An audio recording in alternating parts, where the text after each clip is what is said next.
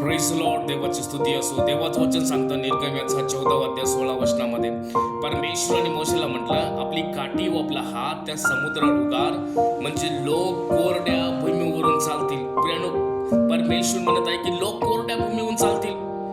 या ठिकाणी त्यांच्या जीवनामध्ये काय समस्या आहे, काय अडचण आहे, तो म्हणजे तांबडा समुद्र. त्यांना वाटलं की जीवन त्यांचं संपणार, पुष्कळशी त्यांच्या जीवनामध्ये अडचणी आहेत.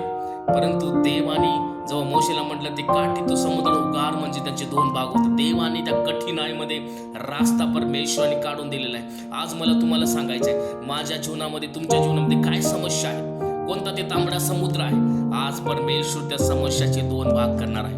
प्रेरणा आपण त्या देवाला विचार, देवा ते काठी तू माझ्या हातामध्ये दे, ताकी माझ्या जीवनामध्ये जे काही समुद्र आहे, तांबडा समुद्र आहे, समस्या आहेत, अडचणी आहेत, त्याचे दोन भाग व्हावं. प्रेरणा देवाला विचारूया, नक्कीच परमेश्वर तुम्हाला आशीर्वाद करणार. आमेन.